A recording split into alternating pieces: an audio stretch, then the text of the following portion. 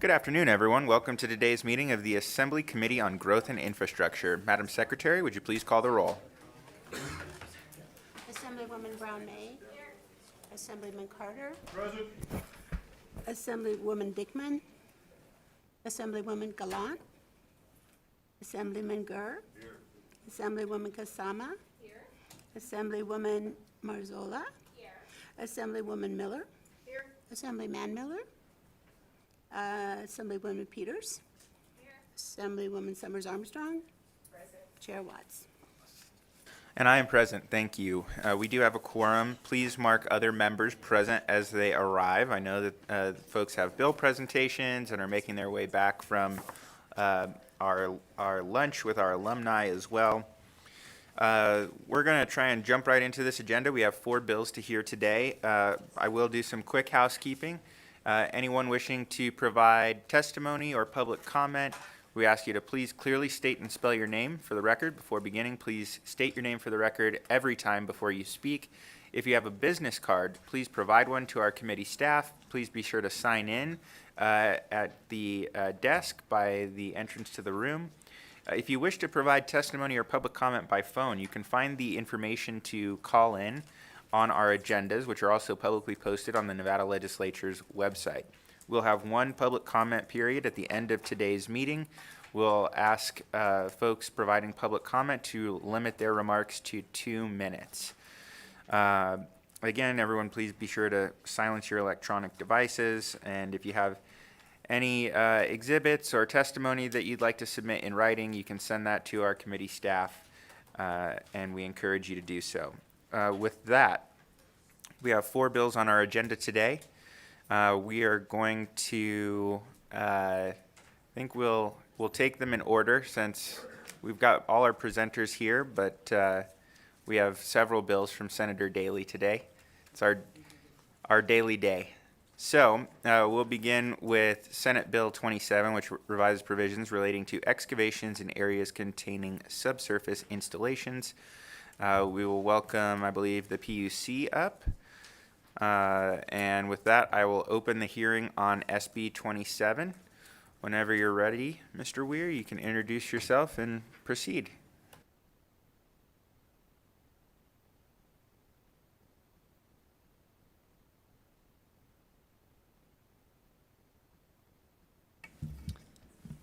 Thank you, Chairman Watts and members of the committee. I'm Garrett Weir, General Counsel for the Public Utilities Commission of Nevada. And today we are presenting SB 27. I have joining me Paul McGuire, who is the manager of the engineering division for the commission, which is responsible for much of the work involved in enforcing the federal pipeline safety regulations. So with that, I will hand over the floor. Yeah, I'll pull up the presentation here. With that, I'll hand over the floor to Mr. McGuire, who will walk through the bill. Good afternoon, Paul McGuire. We'll just get the presentation up. So, from the beginning. First one, way over, way over. Yep. Guys, we're gonna get started. All right. Next slide. So Nevada's call before you dig law, or one call law, is outlined in NRS 455. Nevada was one of the first states to have an effective and enforceable damage prevention law, and that law has resulted in dramatic improvements to the number of excavation damage and protecting underground utility facilities. Next slide. However, NRS 455 exempts hand tools from being considered excavation damage. So what that means is that people digging, if it's with a hand shovel, whether it be a shovel, a stake, they don't have to call.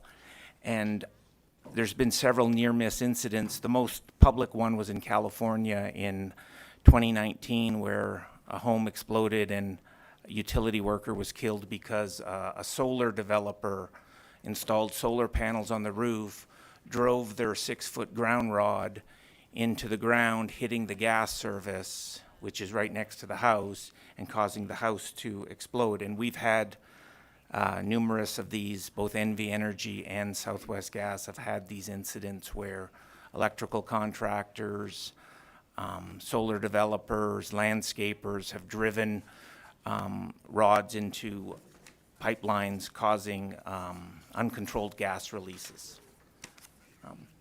The exemption's also inconsistent with federal law. A lot of states weren't enforcing their damage prevention laws.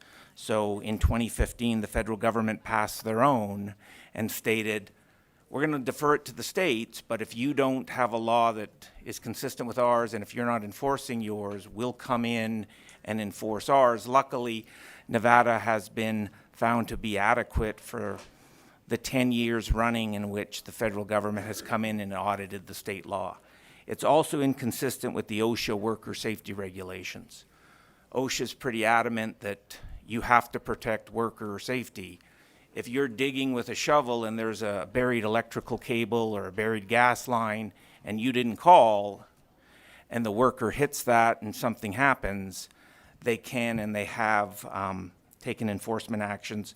And it's also inconsistent with other neighboring states, Arizona, Utah, California. They all don't have a hand tool, a blanket hand tool exemption. A couple of things just to show you the progress Nevada's made. You know, in the year 2000, we used to have 5 gas damages a day. So 5 times a day, somebody was digging into a gas line. That's now down to around one per day. So over 20 years, we've cut that by 80%, which is pretty good. Second, if you want to see how Nevada ranks among other states, we typically have about 4 damages for every 10,000 gas customers we have in the state, which ranks 3rd among all states and territories. I would argue we're first from any state or territory that has a significant amount of gas infrastructure. You know, Puerto Rico has less than 500 customers, and Vermont has 40,000, where we have over 800,000, and we'll be approaching 1 million gas customers here in the next 5 to 10 years. If SB 27 passed, it will include hand tools in the definition, and it will require licensed contractors to call 811. It's a free service. You got to call 2 days ahead. All the utilities will come out for free and mark the lines. And anyone else digging 12 inches or greater. And the 12 inches comes from the gas code. That is the minimum depth that a service line to your house has to be buried. There are some that are shallower, you know, installed in the 50s, 60s, or people change grade in their lot, but anything new going in has to be 12 inches or greater. And what that does is it avoids realtors. You want to put a lawn sign, my kid's graduating, we're going to have a big graduation sign. We don't have to call. We're not going to be driving that in 12 inches. I'm not a licensed contractor. So it includes hand tools for those people who are out working under OSHA worker safety rules, makes it consistent. But for the general public, if you're digging over 12 inches, you have to call, but it avoids, you know, Boy Scout Troop number 5 pitching a tent in the backyard. They don't have to call 2 days ahead. So with that, that's all I have. Thank you very much for the presentation. Members, any questions? Assemblywoman Peters. Thank you, Mr. Speaker. How many times has that happened in this committee room? It's like at least three times. Thank you, Chair. Okay, so as part of your statement, you said that there are no blanket exemptions in other states, but there may be other exemptions. Can you just clarify in other states whether this is consistent with their standards for excavations, or if this is how it may differ from some of the other states you mentioned previously? Yeah, sure. Paul McGuire again for the record. So Arizona has no exemption at all. There are some states that do the 12-inch exemption like ours. So if you want to put up a lawn sign, election season, you didn't violate the law, a realtor wants to put it up. There are some in which they exempt farmers. So a farmer can go out and dig, and agriculture is specifically exempted. So each state has done it somewhat uniquely, but most of them either don't have an exemption or it's a depth requirement. And as I said, the 12 inches comes from the natural gas code, but there are some states that have specific exemptions, such as, farming, and other things like that. That is interesting, the agricultural exemption, and I do wonder, we have several areas in which we've had to move drainage ditches, and at this point, do the water managers in those areas, do they have to call in for this right now, or are they currently not required to call in for like? Typically, at least from what I've seen, is most farmers don't have utilities on their facilities. An open drainage ditch is not we're talking, really back in Texas or in the Midwest, where part of the deal was the gas company or the crude oil company would run a line through your farm and you would get free service, and that was part of the easement. But as far as I know, we've never had any damages with agriculture. Same as mining. Mining's Sir, digging. please remember to state your name for the record, sorry. Sorry, Paul McGuire. So I've never seen an issue with agriculture and never heard of problems either from the utilities on that topic. So, and as it's written right now, if there were easements, and I have seen them in Mason Valley, there are several easements on agricultural property. Would they be included in this now? And then would that require a public information campaign? I guess maybe there's an exemption for if they're a contractor or not, and I don't know how many of our agricultural communities are contractors in addition to being like farmers, but I don't. Yeah, typically, the definition is a license. And your name for the record. Oh, Paul McGuire, sorry. Is a licensed contractor under the Contractors Board. So unless they're doing work for other people, I don't believe they would have to, if I'm just farming my own ranch, I would be under the 12-inch exemption. But, if a farmer was going to go and cut a 5-foot drainage ditch through his property, it's a free service he should call, because with the rural push for fiber optics and all this stuff, this is our money, this is our infrastructure out there, and a lot of times you don't know where it goes. You can be out and then all of a sudden you see one of those markers, it says high capacity fiber, or it says high pressure water line. So if they were digging with mechanical equipment, they'd have to call, but they would have to call today. Thank you. Members, any additional questions? Assemblywoman Kasama. Thank you. When you said hand tools, I'm looking at there, and maybe the definition for hand tools is someplace else in regulation, but is the intent that it doesn't really matter? You're not trying to define what the hand tool is, it's more just based on the depth? It's based on the depth and Your name for the record Oh, again, Mr. McGuire. Sorry, Paul McGuire. Hand tools can take many forms. I've seen rubber mallets, hammers. So it's meant to be anything that you're moving dirt with via hand tools would be counted now. A lot of times, fence contractors, they'll auger in or they'll use their post hole diggers, and we've seen many damages with the post hole diggers in addition to the power augers. I guess that makes sense. There's so many buried ones, like you said, so it's just more the depth, so thank you. And if I may add, Garrett Weir for the record. So you actually won't find the term hand tool within this bill. It's referred to as non-mechanical equipment. Thank you. Members, any additional questions for our presenters? Seeing none at this time, thank you very much for your presentation.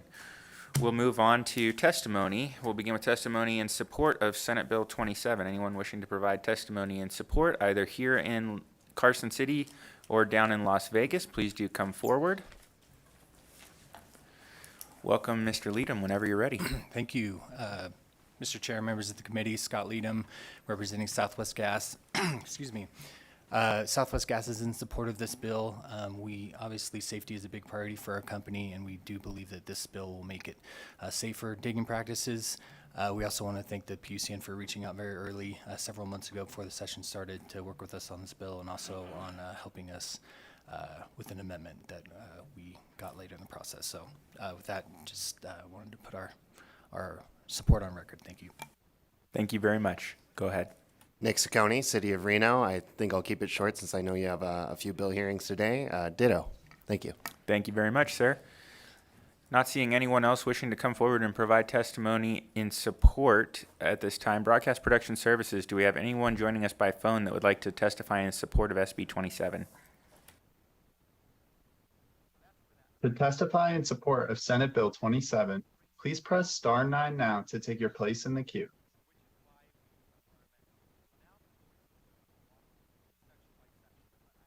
There are no callers choosing to testify in support at this time. All right, thank you very much. Next, we'll move to testimony in opposition of Senate Bill 27. Seeing no one coming forward, either in Carson City or Las Vegas at this time, BPS, can we see if anyone would like to testify in opposition by phone? To testify in opposition to Senate Bill 27, please press star 9 now to take your place in the queue.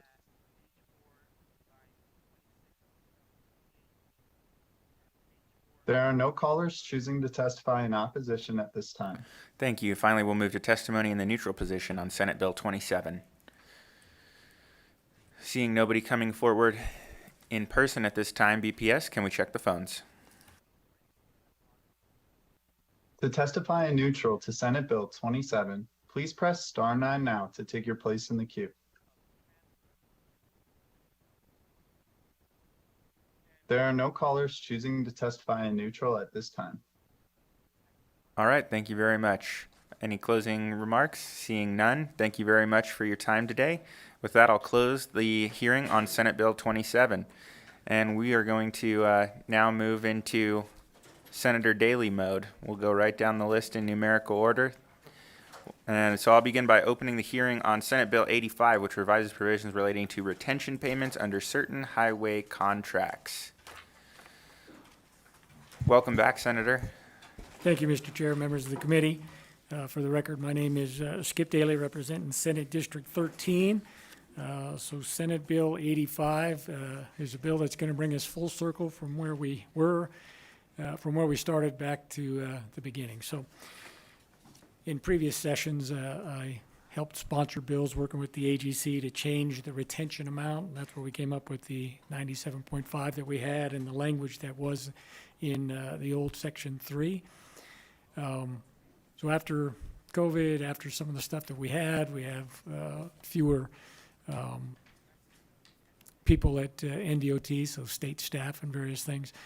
There's been some delays in closing out projects, so the AGC approached me about changing the retention back to what it was before we made the revisions. So there were experiments that didn't exactly work the way we had hoped. So we want to go back to 95%, so they can pay out 95%, withhold 5% as retention, but not to exceed $50,000. So just also for information, this only applies to DOT, so it doesn't apply to State Public Works and some of the other local bodies and whatever they're doing. So that's where we're going back to the old language that we had. The language that was added that's taken out the red was language that was added when we changed to the 97% regarding how they close out projects, so that needs to be taken out. That was DOT's suggestion.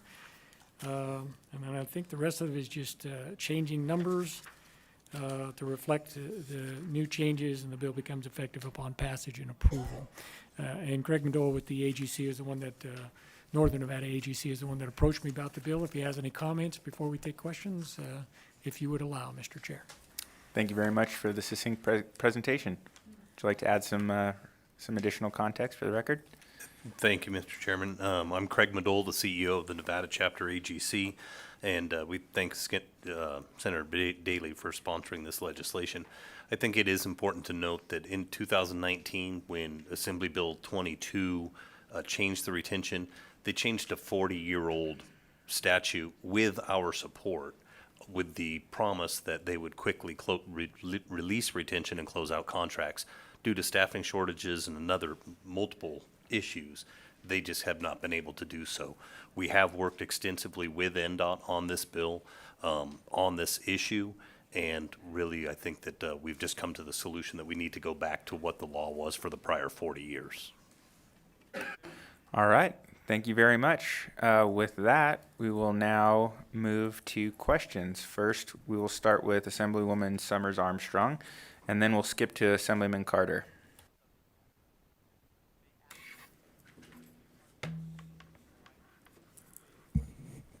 Thank you very much, Mr. Chair. Thank you, Senator Daley, for bringing this. I'm trying to understand.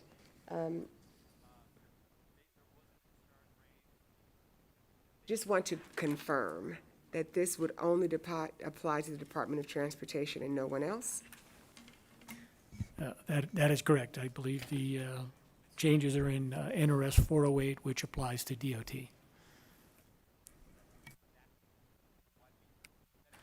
All right. Next, we'll go to Assemblyman Carter. Thank you very much. I just wanted to make sure, and it's probably in the details, but I just want to make sure that we're not skipping over the obligation to pay the benefits, the retention that's usually there for the trust funds for employee benefits. Just want to make sure that's not skipped. And thank you, Mr. Chair. Again, Skip Daly for the record. Sorry if I didn't say it a second ago. No, that question was asked over on the Senate by Senator Hansen about, well, why do we do this at all? And I said, no, people, the money is there, both to safeguard the public and the workers on the job and various things. So that retention, we were never going to get rid of it. It needs to be, the 50,000 is reasonable. It was there for a long time.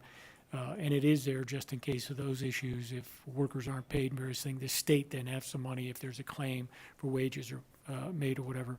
Before the state releases that, they'll make sure that the trust funds have signed off and they've gotten those sign-offs from the people that they need. And if I may, this is Craig Madole, the CEO for AGC. Assemblyman Carter, to further answer your question, these jobs are fully bonded for payment and performance, so they have that bond until the project closes. Thank you. Thank you. Members, any additional questions? All right. Seeing none, we'll skip ahead to testimony. Thank you very much for your presentation. We'll begin with testimony in support of Senate Bill 85. Anyone wishing to provide testimony in support, please come forward. Whenever you're ready. Go ahead, sir. Good afternoon, Committee. Tom Worley for the record, representing Laborers Local 872 in Las Vegas and Laborers Local 169 here in up north, and we're in support. Thank you. Thank you. For the record, my name is Mark Ellis. I'm the President of Communication Workers of America. We're in full support. Thank you. I appreciate the brevity. Thank you. Next. Kevin Linderman, Vice President, Community Construction. We'd like to say that we're in fully support of this bill. Thank you. Thank you. Mr. Chair, Bill Wellman, representing Las Vegas Paving here today, and we are fully in support of this bill. This is a game changer for our industry over the past 4 years. Thank you. Thank you. Steve Blakely with Road and Highway Builders, Vice President. We are fully supportive of this bill. Thank you. Thank you very much. Taylor Poland, Area Manager with Granite Construction. Granite supports this bill. Thank you. Mr. Levitt. Thank you, Chair, members of the committee. Glenn Levitt, Nevada Contractors Association. We're in support of this bill. Thank you. Andy Donahue, Labor Employers Cooperation and Education Trust, also supporting the bill. Thank you. Look at this coordination. No one's skipping a beat. Go ahead. Good afternoon. Kylie Tokudaga with Ames Construction. I am in full support of this bill. Thank you. Do we have anyone else wishing to provide testimony in person, either here in Carson City or down in Las Vegas? Seeing none at this time, BPS, do we have anyone wishing to provide testimony in support of SB 85 by phone?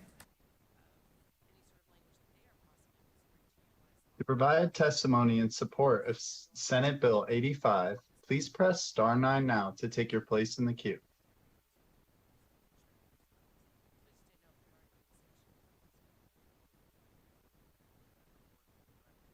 There are no callers choosing to provide testimony in support at this time. Thank you. We'll now take testimony in opposition to Senate Bill 85. Seeing nobody, this is impressive. All right, seeing nobody coming forward here, we'll skip to the phones. BPS, do we have anyone wishing to provide testimony in opposition? To provide testimony in opposition to Senate Bill 85, please press star 9 now to take your place in the queue.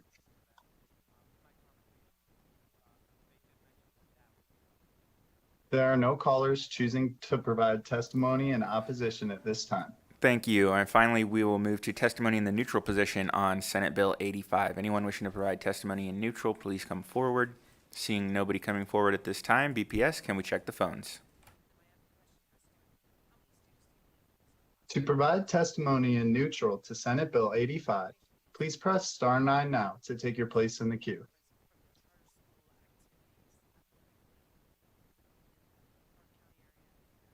There are no callers choosing to provide testimony in neutral at this time. Thank you. Senator, any closing remarks?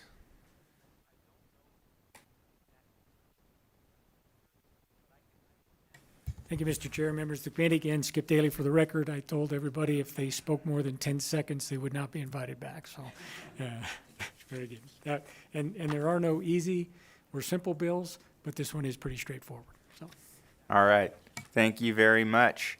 With that, we will close the hearing on Senate Bill 85, and we will open the hearing on Senate Bill 257, which revises provisions governing tax abatements for certain renewable energy facilities. We'll welcome Mr. Morley up, and Senator, proceed whenever you're ready. Thank you, Mr. Chair, members of the committee. Again, Skip Daly, representing Senate District 13. So Senate Bill 257, also by request, Mr. Morley came and asked.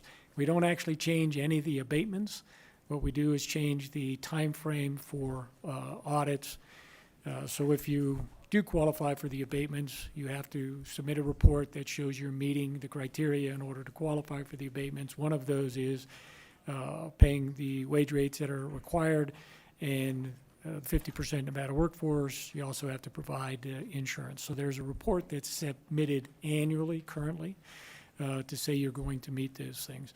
Some of the issues that have come up and the reason for the bill is that during the term of construction, which is why we have the amendment in there that we had from the other side, we wanted to see those reports more often. We want to make sure that people are in compliance, not that they're not out of compliance for 2 quarters or 3 quarters and then coming back into compliance for the year on the last quarter. So we want to say quarterly reports. And then as we started looking at that, and I talked with a few people in industry, talked with the people over in the Office of Energy in the governor's office, some of these abatements last for 10 years or longer. We came to the conclusion that we don't really need the quarterly reports for the whole 10 years. Which is why we change it. So only during the term of construction, which is what you'll see in, I believe, section 1 there, they define the term of construction, which is from when you get the building permit till you go online with the facility, or another time as the Director of Energy may determine, in case they start up, end for a little bit, and then start some other construction, they'll have to kick back to that quarterly report. So then it changes the terms, rest of it, accordingly, in section 1.7 was revised a little bit, and then so it's quarterly during the term of construction, annually at all other times, and that is it in the bill. Happy to answer any questions unless Mr. Morley has something else to add. Mr. Morley, would you like to make some remarks? We can skip to support. Wonderful. Thank you very much, sir. But first, before we do that, we'll do some questions. We'll start with Assemblyman Carter. Thank you very much, Skip.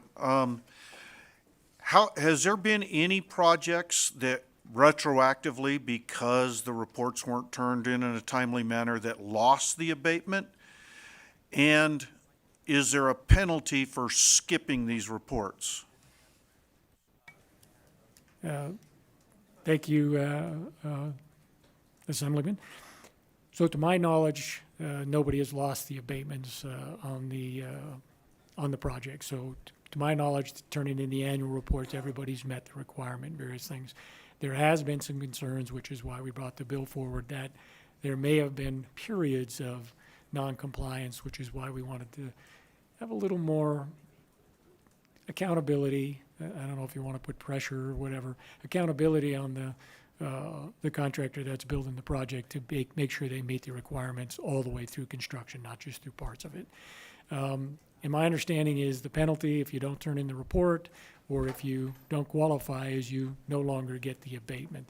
I would have to double check before I said if there was a clawback. I'm not sure there is, but I'm thinking there is, but I don't know for sure. Thank you. Members, any additional questions? Assemblywoman Summers Armstrong. Thank you, Mr. Chair, and thank you, Mr. Daly, for this. So if I'm just understanding correctly, you don't want it quarterly through the entire project or through the entire abatement because it might be too many reports to have to do over a long period of time. But there doesn't seem to be any, my colleague asked about if there's any penalty if someone skips supplying their report. What is it that you believe will be the impetus to make people do what needs to be done with this reporting and not skip it because there's no consequence? Thank you again, committee. Skip Daly again for the record, representing Senate District 13. So similar to what I answered for Assemblyman Carter, these reports do cost some money in accounting and various things, so we didn't want to burden them for a 10 or 12-year abatement period. But during the course of construction, that may last anywhere from 6 months to 2 years at the most, right? So we're talking about 8 reports during the term of construction. And again, the penalty, if they don't turn in the report, then they would not qualify or continue to qualify for the abatement. That's all handled through the Governor's Office on Energy. So the people over there in the Governor's Office on Energy are the ones that are in charge of making sure they still qualify in the various things. So there is an incentive if they want to continue to get the tax abatement to comply with these things. To my knowledge, everybody's turned in the reports, but whether or not they've actually been in full compliance on a quarterly basis is undetermined, and that's what we're trying to capture. Thank you. Members, any additional questions? So I think to sum it up, requiring the additional frequency of reporting and that additional transparency is designed to make sure that none of these contractors are skipping out on their responsibilities. Is that correct? Correct. Again, Skip Daly again for the record. Yes, we're trying to make sure that we're capturing that information on a quarterly basis. And then I was just reminded, if I can, Mr. Chair, from Mr. Morley. So recently, over the weekend, I was approached by a representative from Valley Electric with a possible amendment on a provision that would help Valley Electric if there's solar projects in their territory. We are talking with them. We haven't got all the details worked out. I was hoping they would be here to maybe advocate for that, but unfortunately they weren't able to make it. So as soon as I do have some information, if we're able to come to some agreement on that, I will share with you and the rest of the committee, or through you with the rest of the committee on that. But it's going to have to happen quickly because we're not going to let too much grass grow. Thank you. I have been apprised of that, so look forward to continued conversations with you and with them about that issue. Members, any additional questions? Seeing none, thank you both for your presentation. With that, we'll move to testimony in support of Senate Bill 257. Anyone wishing to provide testimony in support, please come forward. Whoever wants to begin, please go ahead.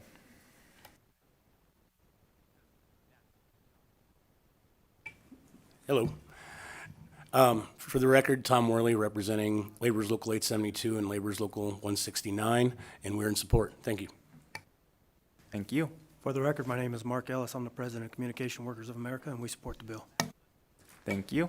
Andy Donahue, Labor Employers Cooperation and Education Trust, in support of this transparency measure. Thank you. Thank you. They're going fast. Jake McNeil for the record, JakeMcNeill. I'm here as a member of and also representing Laborers Local 169 out of Reno, and we're in support of the bill as well. Thank you. Thank you very much. Alex Tanchek with Silver State Government Relations, representing the International Brotherhood of Electrical Workers, number 1245, also here in support of the bill. Thank you. Thank you. Is there anyone wishing to provide additional testimony and support? Seeing none in person, BPS, can we check the phones? Provide testimony in support of Senate Bill 257. Please press star 9 now to take your place in the queue.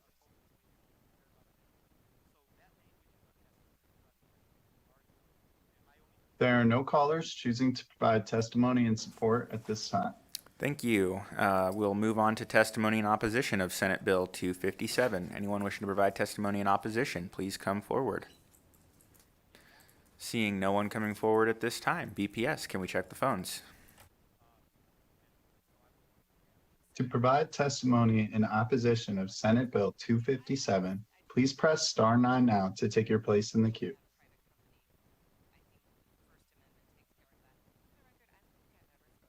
There are no callers choosing to provide testimony in opposition at this time. Thank you. And with that, we'll move on to testimony in the neutral position on Senate Bill 257. Seeing nobody coming forward at this time, BPS, can we check the phones? To provide testimony in neutral of Senate Bill 257, please press star 9 now to take your place in the queue.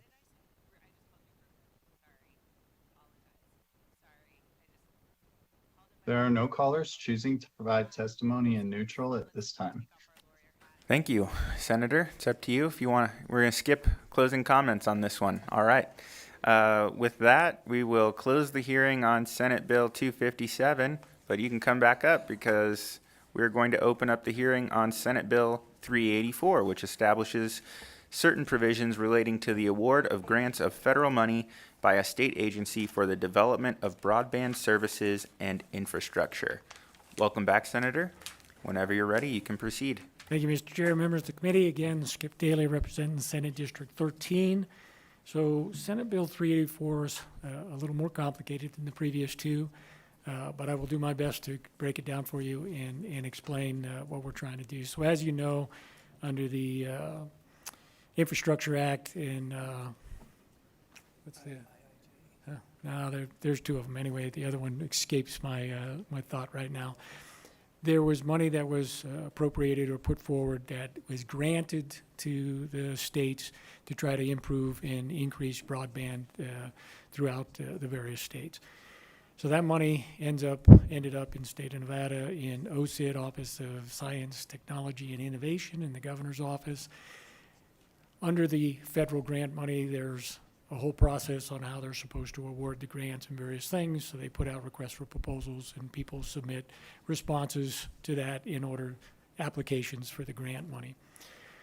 Along with both of those federal acts, it wasn't required, but it was strongly recommended that you would, pay prevailing wage, you would have some labor standards and various things there, although it wasn't required. So so far, to my knowledge, the state is not following those recommendations.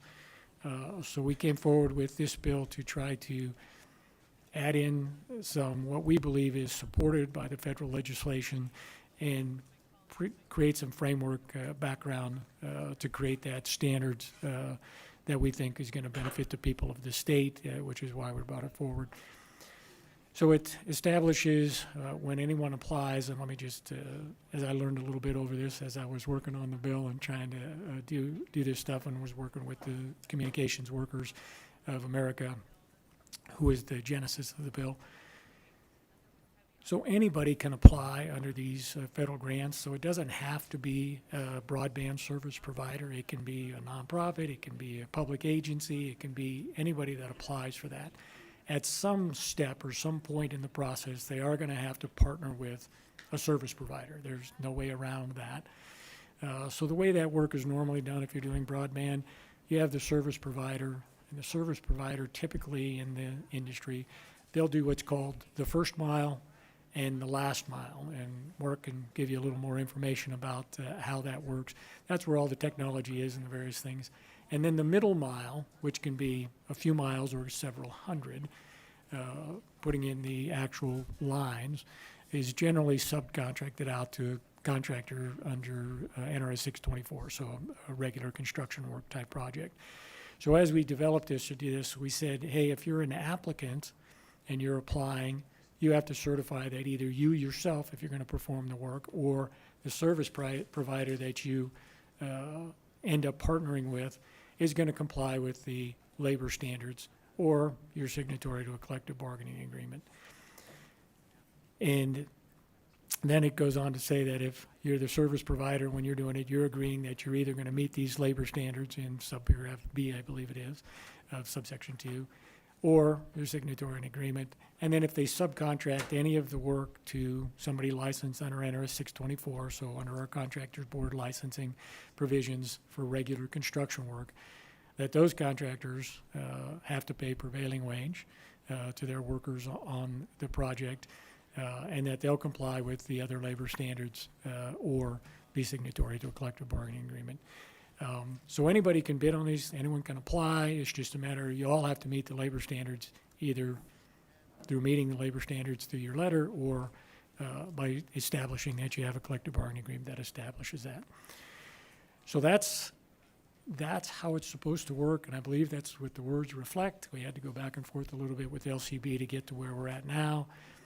My understanding is CWA understands that and they're in agreement with it. And most of the service providers I talked to, I didn't talk to them all, but the ones I did talk to understand it, are in agreement, or at least neutral, I should say. So then the one provision at the end where we have the exception in NRS 338080, it says that the prevailing wage doesn't apply for a narrow scope of work, is for that first mile, last mile that I talked about, if they're signatory to an agreement. If they're not signatory to agreement, prevailing wage applies to that work. If they're signatory, we didn't want to interfere with the CWA's collective bargaining agreements and what they need to do. Generally, those CWA workers are making more than what the prevailing wage would be anyway. But we didn't want to interfere with their agreements. So that was a request they put in, and that's how we drafted and where we got to where we're at. I can answer specific questions in sections if you'd like, but that's how it's laid out and is supposed to work. Anything to add, Mark? Thank you. All right. Seeing no further remarks at this time, and yeah, we can skip the section by section. We'll just go to questions. So I believe we'll start with Assemblywoman Summers Armstrong. Did you have a question, or? All right.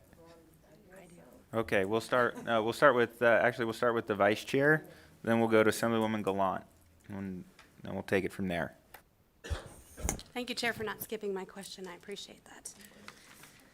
Thank you, Senator, for your great presentation. I do have a couple of questions, and it just seems like they're terms that are utilized in the narrative that are not specifically clear to me. On page 3, all the way down under sub B, sub 1, has a robust training program. I'm curious to know if there are parameters around what does robust mean relative to what a training program is, what are the skills we're trying to get at, and then secondarily, below that, it talks about a safety program that requires drug testing, and I'm curious to know, would it follow the state regulations for drug testing or federal regulations? Have you given any consideration to that? And thank you for the question. So the robust training was language that we retained that I got from the CWA. Maybe they can explain a little bit more on what they were talking about on that. If we need to try to explain it, I think, and I couldn't say because it's not clearly defined. So a robust training program means, at least in regard to the CWA, that they have a training program for the communications workers style work, whether they have an apprenticeship program or an established training program that meets certain requirements in order do the broadband work. For the contracting work, there's stuff under NRS 624 for a licensed contractor.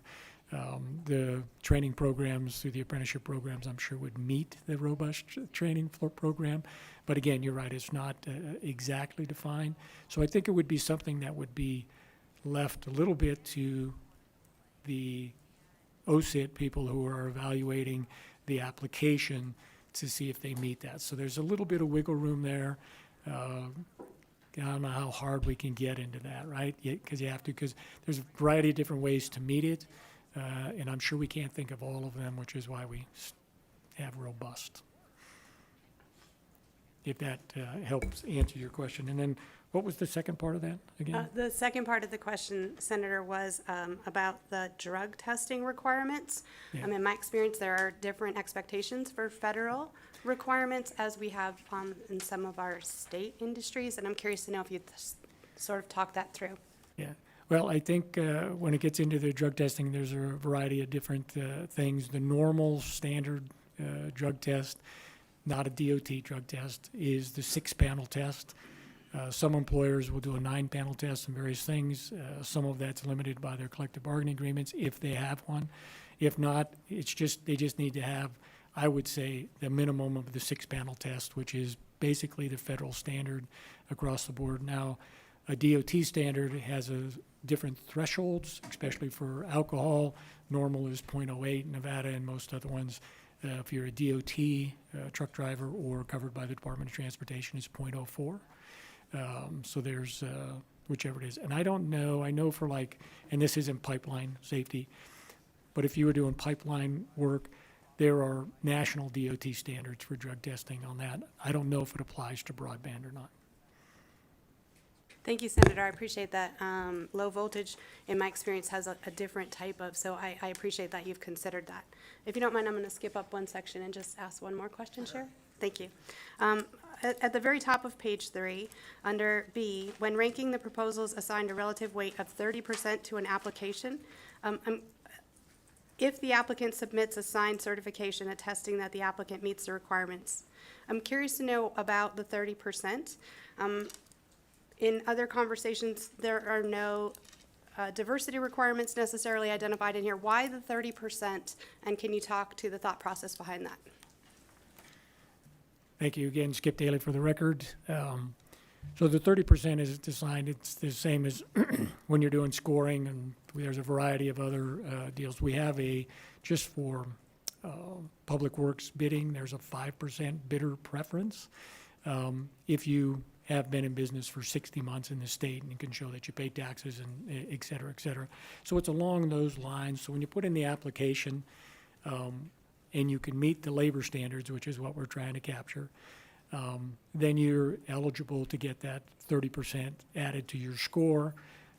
In other words, if you meet the labor standards, you have a much better chance of getting the contract.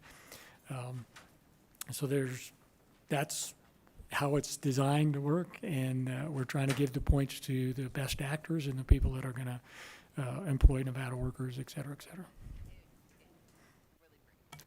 Thank you. Next, we'll go to Assemblywoman Gallant. Thank you, Chair.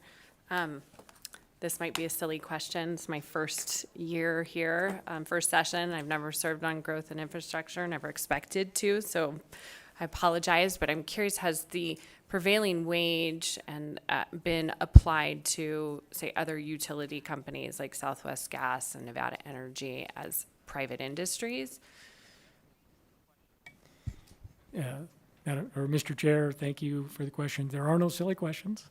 So in this particular... And your name for the record, Again, Senator. Skip Daly for the record, sorry.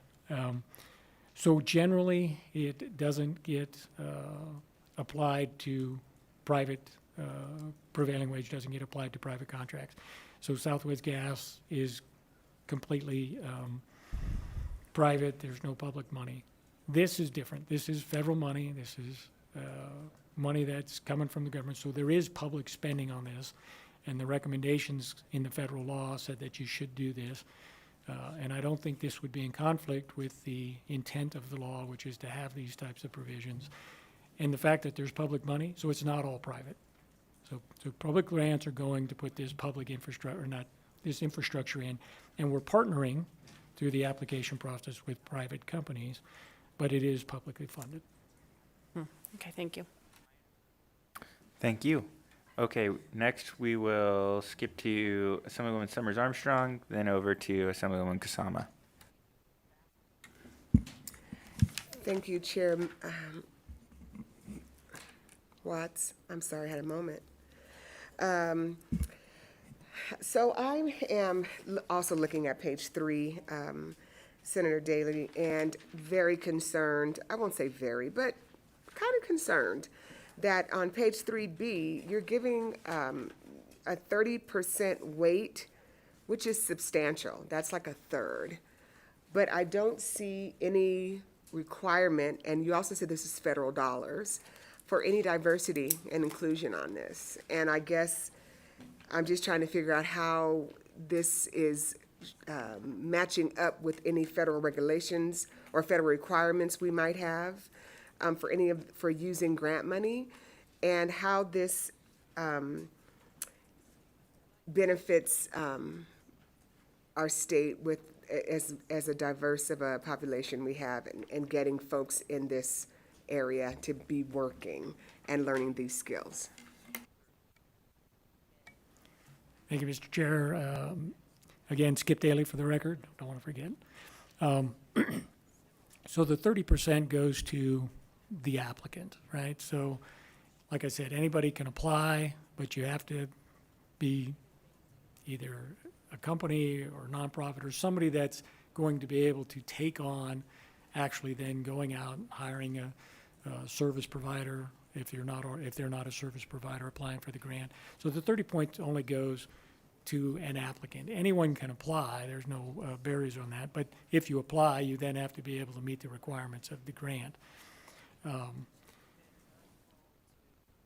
So as far as, I don't know how you would apply any type of a diversity requirement to the applicants. You can say you only get this if, like I say, the applicants are people that have to be able to meet the requirements of the grant. So the 30 points applies to the applicants. I don't know if that answers your question satisfactorily, but, and then when they employ people on various things, I know when you get down to the contractors, nobody knows who they're gonna be, because the applicant is the one that's gonna get the grant money. And then they have to comply with the provisions of the grant. And I don't and haven't seen the rest of the basics of the grant, so I don't know if there's requirements in there. That would be something that you'd have to ask OSID if there are any diversity requirements within the grant, because I don't know the answer to the question. Thank you, sir. So are you implying that the applicant may not know who their contractor is before they, is that the implication here? Correct. Again, Skip Daly for the record. So when the applicant applies, like let's just say it's a nonprofit that applies, they're not an internet service provider, they may know, or broadband, excuse me, they may know who they're potentially going to partner with, but they don't know who their contractor might be if they're doing the middle mile, if they're doing the construction work. They would most likely put that out to bid on an internal process. It wouldn't be in the public process. So they don't always know who that's going to be. And then they may get the grant. Then once they got the grant, they may go out and say, hey, I got this grant. Who wants to partner with me to actually put in the broadband service? So there's an advertisement process that happens after that. So no, none of that is absolutely set in when they apply for the grant.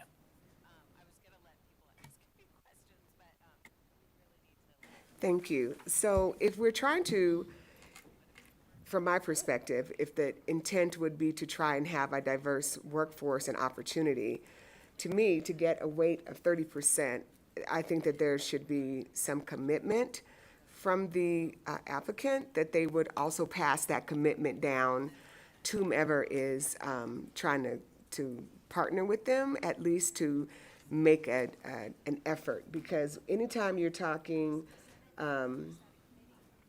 training and wage scales and uniforms and all of these things, to me, that indicates good jobs.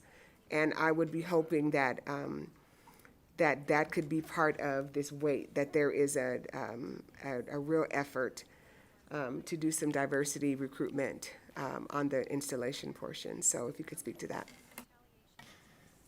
Thank you again, Skip Daly for the record. And yes, I hope they will be good jobs. That's the part of the goal here.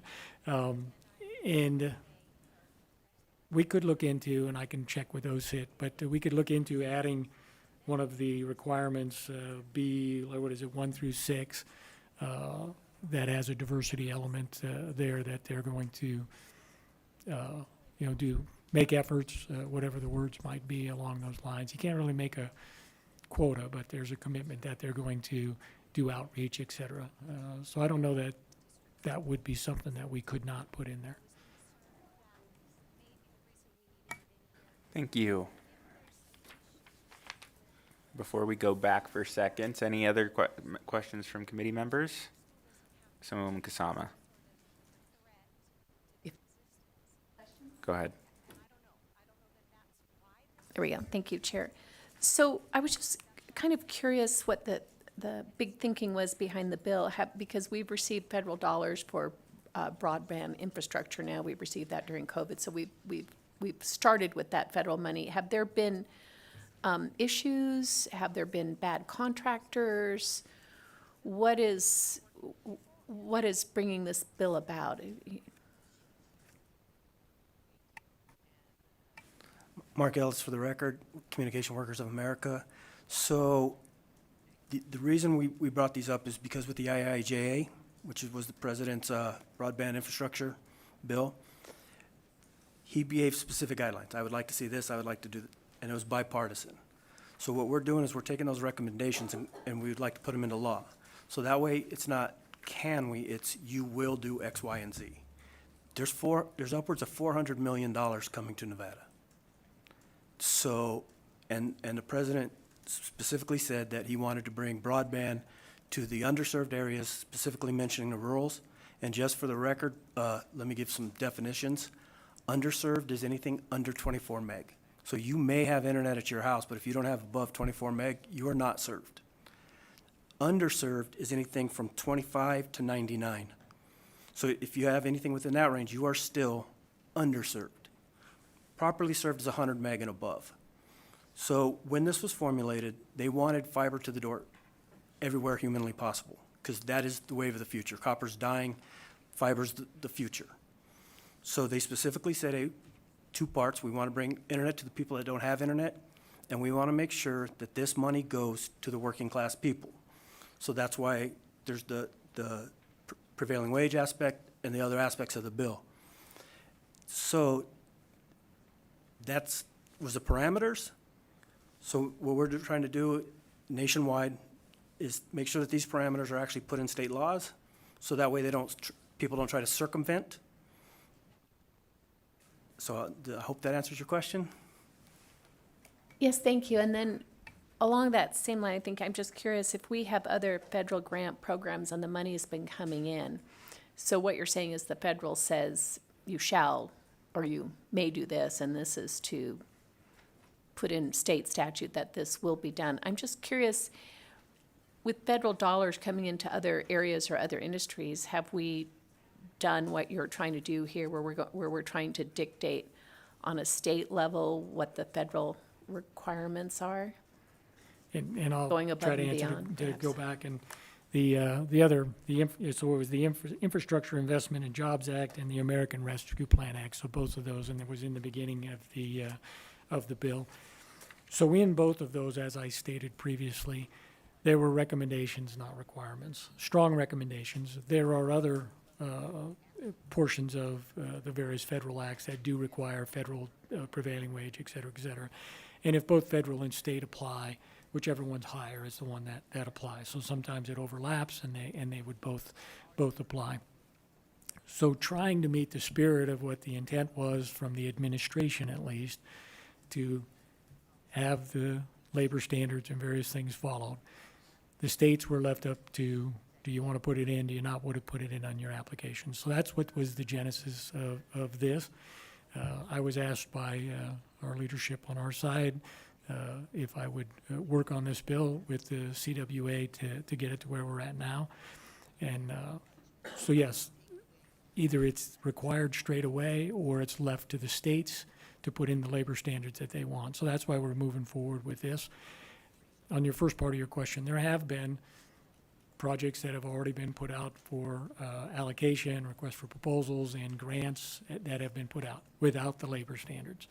Don't know if they're bad contractors, don't know how that's going, and various things. But going forward, we want to make sure that we have the best chance of getting workers on the jobs that are paid well in accordance with the standards that we would want to have for all of our citizens. Thank you. Members, any additional questions? Assemblywoman Dickman. Thank you, Mr. Chair. I was just wondering, you had said that you were trying to pass this in other states, and just wondering if you had passed these provisions in any other states, like maybe how many or which ones? Mark Ellis, for the record, Communication Workers of America. One state has already passed it, another one is real close, and like I said, there are several states that we are running this in. The state that has already passed it is New York, with even stronger language than we have here, and California is real close. There are at least 8 other states that are working on it as well. Thank you. Thanks, Chair. Thank you. And Mr. Ellis, if at some point you could get the latest information on where things stand in some of those other states and send them over to our committee staff, that'd probably be something of interest to the members of the committee. Thank you. Okay, anybody else? I don't want to skip anyone before we go around for seconds. Okay, seeing none, Assemblywoman Gallant.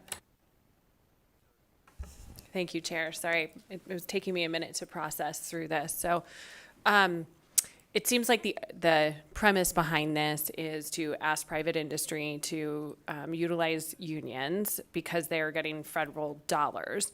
Now, $400 million, it is a lot of money, but it is nowhere near the amount of money that we need for broadband throughout the entire state. So my question is it just going to apply to this $4 million, and then once it's spent, then those private companies will be able to utilize contractors of their choice? Mr. Chair, again, thank you, Skip Daly, for the record. So to be clear, 2 parts of your question.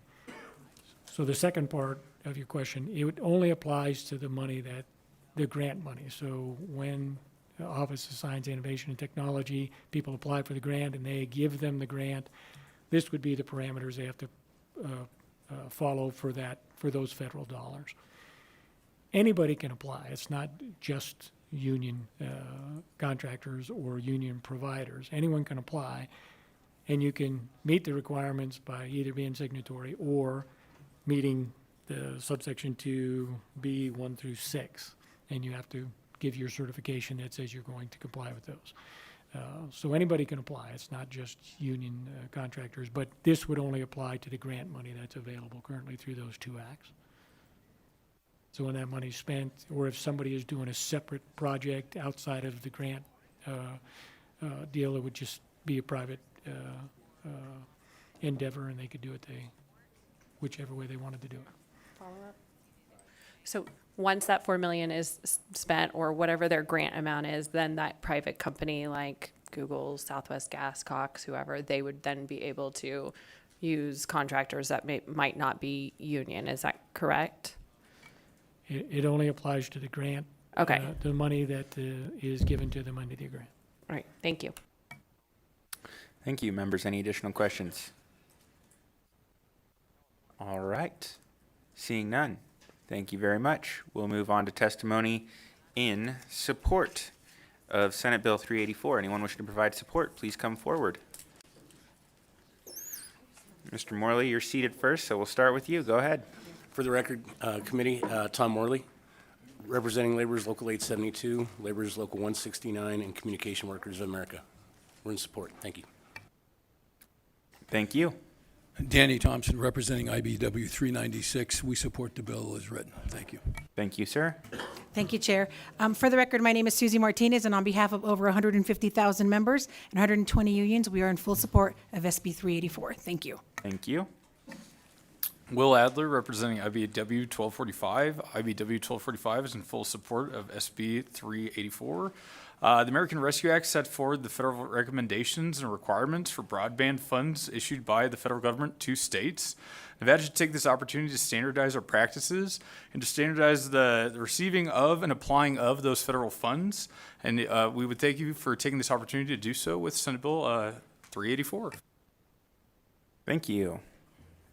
Good afternoon, Chair and members of the committee. Jake McNeil, JKEMCNEILL for the record, here as a member of and representing Labor's Local 169, and we're also in support of this bill. Thanks. Thank you, sir. Cody Hoskins, Political Director for SCIU Local 1107, and we are also supporting this bill as well. Thank you. Thank you. Anyone else wishing to provide testimony in support in person? Seeing nobody coming forward at this time, BPS, can we see if anyone wishes to provide testimony in support of SB 384 by phone?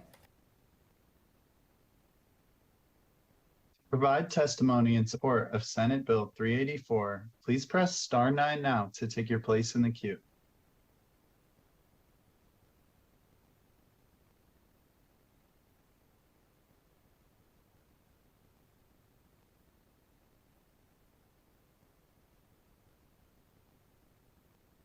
Caller with the last 3 digits 698, please press star 6 to unmute your phone.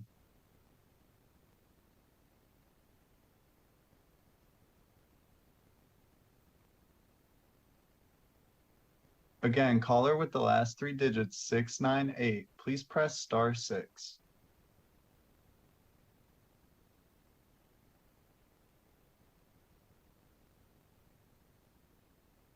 We seem to be having issues with this caller unmuting their phone. Chair, would you like to move on? Yes, let's move on for now and see if we can get them back on.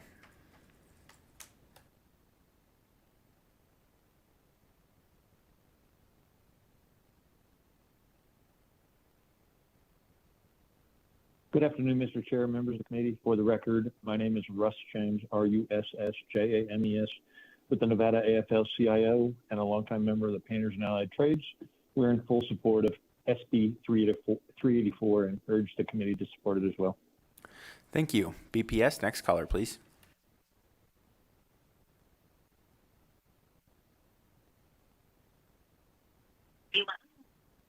Good afternoon, Chairman Watts, members of the committee. For the record, my name is Liz Sorensen. That's L-I-Z, last name S-O-R-E-N-S-O-N. I'm the president of the Nevada State AFL-CIO.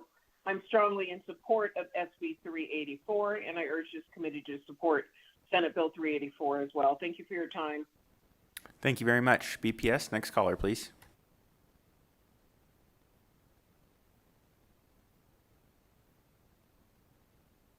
Good afternoon, Chairman Watts. For the record, representing the International Alliance of Theatrical Stage Employees, Local 363 in Reno. I'd like to thank you, Chair, and the members of the committee. We are in full support of AB 384 and encourage the committee to support this beneficial legislation. I thank the committee for its time. Have a good day. Thank you. You as well. BPS, next caller, please.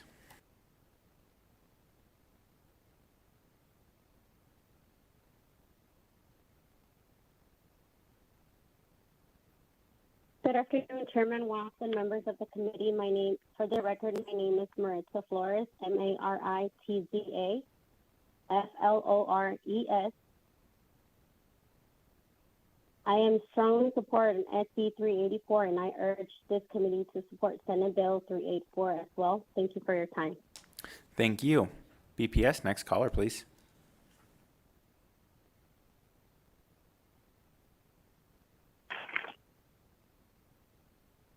Good afternoon, Chairman Watts and members of the committee. For the record, my name is Sue Bird, S-U-E-B-I-R-D, and I live in the rural in Large Lyon County. I had a provider for over 20 years, and they went down for over 10 days trying to bring their system back up. I had to switch to a different provider. I bailed it 5 days. It is important that we have a secure, safer, and a reliable service in the rural. We use our Zoom, our tele doctor a lot, and to be down for 10 days can be life-threatening for many seniors out in the rurals where we don't have enough doctors. So please, I support, and I urge you to support Senate Bill 384 so we have a secure and reliable service and workers. Thank you. Thank you, Ms. Byrd. BPS, next caller, please. Good afternoon, Chairman Watts and members of the committee. For the record, my name is Robert Sumlin, ROBERTSUMLIN, and I'm with the International Association of Machinists and Aerospace Workers, Local Lodge SC 711 in Las Vegas, Nevada. I strongly urge the committee to support Senate Bill 384. I support this bill because it is in the best interest of our state that our broadband infrastructure is built on by a highly qualified contractor and well-trained workforce that receives equitable treatment and wages. Thank you. Thank you very much. BPS, next caller, please.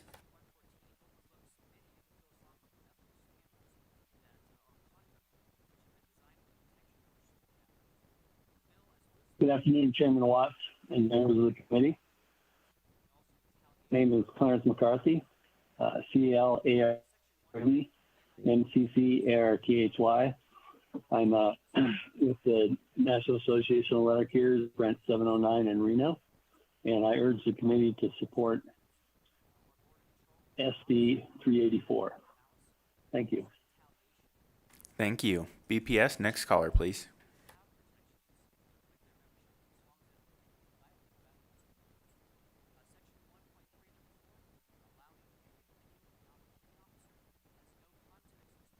Caller with the last three digits 698, you are unmuted on our end and may begin. Can you hear me now? Yes, we can. Please go ahead. Okay. My name is Dion Klug, D-I-O-N-N-E-K-L-U-G. I am representing the United Food and Commercial Workers Local 711 in Las Vegas, and we are in full support of this bill. Thank you. Thank you for your testimony. BPS, next caller, please. If you have recently joined and would like to testify in support of Senate Bill 384, please press star 9 now.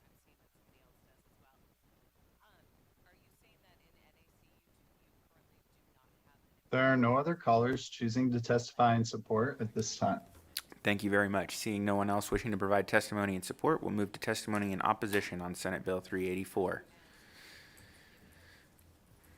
Welcome, Mr. Hardy. Whenever you're ready, please go ahead. Thank you, Mr. Chairman, members of the committee. Warren Hardy, today representing the Associated Builders and Contractors of Nevada. We appreciate Senator Daley, who has spoken with us and worked with us on this bill. We agree with much of what's in the bill in terms of setting up a program to be able to make sure we have qualified, safe employers and employees working on these projects. However, there's a disparity in the bill that's just very problematic for us in terms of a precedent. I would draw your attention to page 3, where it lists, section 3, where it lists all of the requirements for being able to be eligible for the 30%, to be really eligible to bid on the contract at all. So I would bring your attention to section 2, subsections 2 through 5, that talks about all the requirements. They must, have a robust training program. They must have safety requirements. They must have not had any challenges or problems with employment law. And then if you get down to the one that brings the biggest disparagement is subsection 6, has a documented record of complying with all applicable labor and employment laws within a 5-year period, immediate, et cetera, et cetera, et cetera. And then it says, or be signatory to a collective bargaining agreement. Collective bargaining agreements are unique documents, unique processes for labor unions. So you can either be qualified in all of these areas as a non-union contractor, including not having any violations. But if you're signatory to a collective bargaining agreement, you can have violations with the Labor Commissioner's Office. You just have to be signatory to a collective bargaining agreement. Now, here's where my problem comes in mostly. Obviously, I represent the non-union contractors, Associated Builders and Contractors. That's roughly, it varies a little bit, but roughly 85% of the industry out there. But more importantly, for the purposes of this legislature and this committee, I am unaware, if any, there are very, very, very few women, minority-owned contractors, small businesses that belong to unions and that have collective bargaining agreements. So what we're doing here is creating a disparity. Even though here we say they have to have a program to promote training and hiring of workers from underrepresented communities, we're then saying, but if you have a collective bargaining agreement, you don't have to worry about that. So we're really putting at a disadvantage women, minority, small businesses from being able to do this type of work through this requirement. Now, Senator Daley is going to tell you, and he's correct, that you don't, all you have to do is apply or conform with with all the requirements in the list. But you don't have to do that if you are signatory to a collective bargaining agreement. I believe that is unfair. I believe that is inequitable, and I believe that type of distinction should not exist in state law. If you're qualified to do the work, you should be able to do the work regardless of your affiliation with a labor union. And I would be happy to answer any questions, Mr. Chair. Thank you, Mr. Hardy. Members, any questions for Mr. Hardy? Assemblywoman Gallant? Did I hear this right, that they have to either have this perfect record or maybe not a perfect record and a collective bargaining agreement? And if I did hear that correctly, isn't the whole point, as it was presented as this bill, that we want the highest quality of work? Thank you, Matt. Mr. Chairman, Assemblywoman Gallant asked a good question. Now, I'm not an attorney. And your name for the record. Warren Hardy, non-attorney. Not even very good at statutory construction. But as I read the bill, the entirety of Section 2 through 6 is required of the contractor unless they have a collective bargaining agreement, because there's an or there. It's not an and. So the rest of them, I understand labor's thought process, and that is all of those things we do as part of our collective bargaining agreement. So it would, some of these things, they have training, they have fantastic training programs, they have fantastic safety programs. I'll be the first to tell you that. But when it gets to 6, it says that's where you have to have the documented 5 years of no violations. Or you can have a collective bargaining agreement. And then that section that should apply to everybody no longer applies to union contractors who have an affiliation agreement with the labor unions. And so the most important part is these folks that we're trying to get helped and started in the business, they do not have, for the most part, collective bargaining agreements. They operate non-union. A lot of them evolve and grow their companies and become union companies.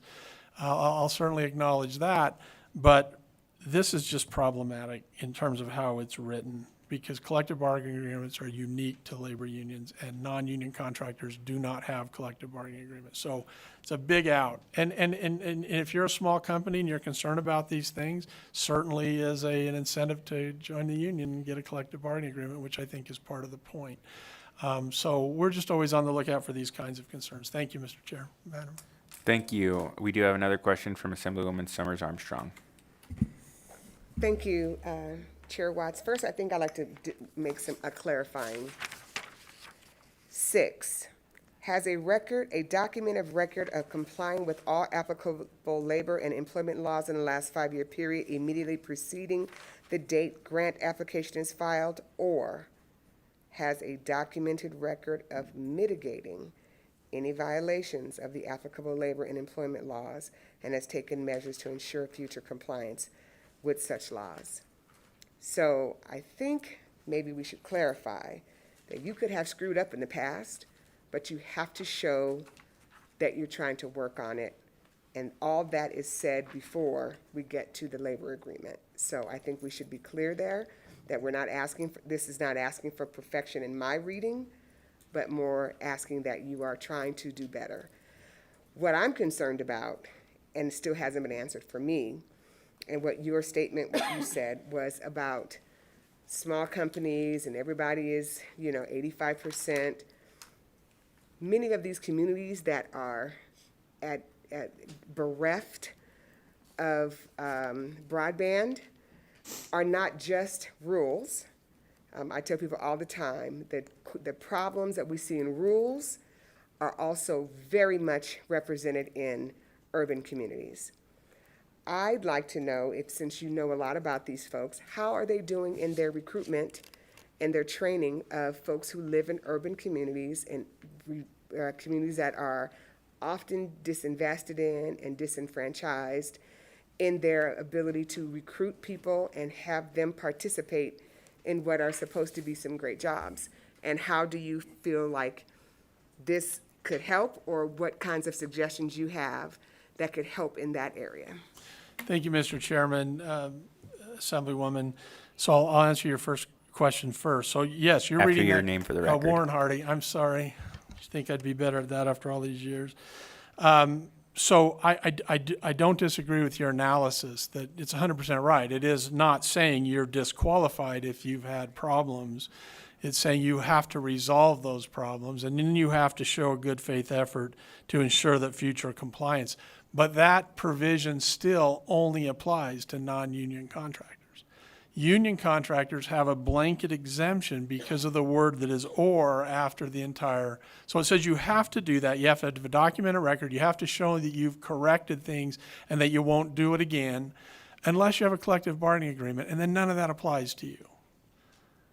So you can have violations, uncorrected violations, as long as you have a collective bargaining agreement. So your clarification is 100% correct, but it still only applies to contractors who don't have collective bargaining agreements. With regard to the training and the outreach, I will tell you that our programs, we do not operate with a union hall. We do not require people and individuals to go through the union hall. And I'll be the first to admit here that the union programs are absolutely amazing, and really what every program in the state aspires to be. But our programs, when we take somebody in, when ABC Contracting hires somebody to do this kind of work, they don't report through the hall. They come to work for us. We're now responsible for their employment.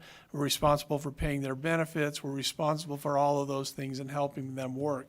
And we do have programs to help train, similar to the union programs, to get people involved. The challenge is, if you decide you want to start your own company in broadband, and you're not affiliated with a union, which the overwhelming majority of them are not, all of the provisions in statute, and it's not just this, there's provision after provision in statute that speaks to these kinds of things with regard to collective bargaining agreements, are at a disadvantage for you.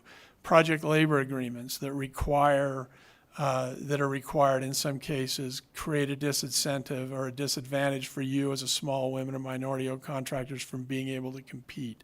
All of the reporting requirements, all of the things that are there, which incidentally, if you do an analysis of Nevada revised statutes, most of those requirements apply to non-union contractors, but exempt union contractors because they have a collective bargaining agreement. So this kind of disparity exists throughout NRS, and this is just a latest example of it. So we think, to use an old guy phrase, what's good for the goose is good for the gander. If you should be required to have a documented record complying, it should apply to everybody. You shouldn't get excused from that provision, and technically a robust training program or a safety training and all the other things that are required. You shouldn't be excused from those things simply because you're signatory to the union, and put everybody who's not, including those women and minority businesses, at a competitive disadvantage. I hope that helps answer your question.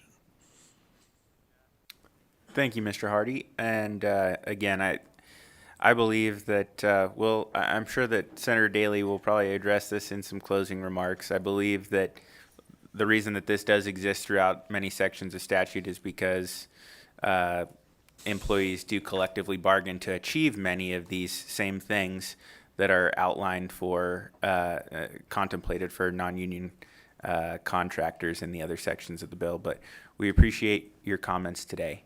With that, we'll move on to our next commenter in opposition. Go ahead. Thank you, Mr. Chairman and members of the committee. For the record, my name is Paige Barnes with the Ferrado Company, here today on behalf of Lumen. Lumen has concerns about the provisions of this bill, specifically requiring bargain employees to do the work for these federal grant programs. In Nevada, many of Lumen's employees are represented by labor, including construction, cable, IR, central office, and others, but their primary subcontractor isn't represented. Many times, these federal projects are one-time projects. It would be problematic to hire people to do a one-time project in Las Vegas on a federal grant and then lay them off when the work is over. Due to the fluctuations in this work, companies use contractors for peaks and valleys in the work. Lumen is working throughout the state to expand broadband access as quickly as possible and thinks this could potentially delay projects. Thank you for your time and considerations on the bill. Thank you, Ms. Barnes. Seeing no one else wishing to provide testimony in opposition in person, BPS, can we see if anyone wishes to testify in opposition to SB 384 by phone? To provide testimony in opposition to Senate Bill 384, please press star 9 now to take your place in the queue.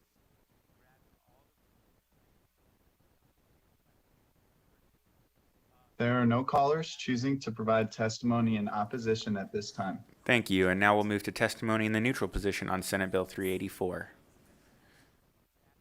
Seeing nobody coming forward, BPS, does anyone wish to provide neutral testimony by phone? To provide testimony in neutral of Senate Bill 384, please press star 9 now to take your place in the queue.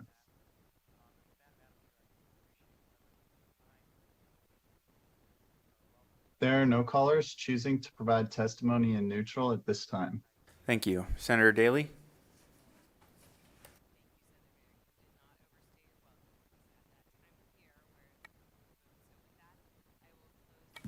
Thank you, Mr. Chair, members of the committee. Again, Skip Daly representing Senate District 13, and thank you, Mr. Chair. You did a pretty good job of answering part of the question on why these types of things are done. I can go back and forth for a long period of time and go back to the origins of Davis-Bacon and various things, but I think most of you understand that these provisions are put into place to level the playing field, to make sure all of the contractors are competing on the same level at the same deal, and not undercutting the standards that have been established in the local areas where the work is going to be done. Demoralize the local workforce, right? That's not what we're trying to do. That's why we have the standards for prevailing wage and various things. And there's some of the stuff Mr. Hardy was saying about the number of contractors, and I agree, there are more non-union contractors than there are union contractors, but the union contractors are doing the majority of the work hours. Hence, we prevail in the prevailing wage survey year after year, both federally and locally. So just numbers, figures don't lie, but liars can figure, et cetera, right? So there's a lot of different ways to make those calculations. Bottom line is, this is not discriminatory. Our prevailing wage laws are not discriminatory. We're trying to create an equal playing field to give access to everybody. Everybody's there. And if you don't want to follow these rules, if you don't want to reach these standards, obtain these goals for the benefit of our citizens, then don't apply for the grant, don't ask for public money, and go out and make your way in the world. That's fine. In regard to the question that Mr. Hardy brought up, we'll look to clean up subsection 6. I'm going to ask Mr. Ellis here to reach out to the Office of Science, Innovation, and Technology, OSIT, and find out if there are any underlying diversity requirements that go along with the application. If there aren't, I'll reach out with LCB or anybody on this committee's got some suggestions on that. I'll ask LCB and we'll try to find the right language that will move forward to address that. I think that's a reasonable question that was asked and something that we should try to look at. With that, I would be happy to answer any follow-up questions if you have them, but I think that's it basically. If you don't want to meet these requirements, don't look for public money. Thank you, Senator, and I prefer to avoid going back into questions and answers in a closing statement. So we'll let you have the last word on that. Thank you very much. With that, we will close the hearing on Senate Bill 384. We're just a hop, skip, and a jumping away from closing out this meeting, but first we have to do public comment. So, if anyone would like to make public comment, either in Carson City or Las Vegas, please come forward. Seeing nobody at this time, Broadcast Production Services, do we have anyone on the phone wishing to provide public comment? To provide public comment, please press star 9 now to take your place in the queue.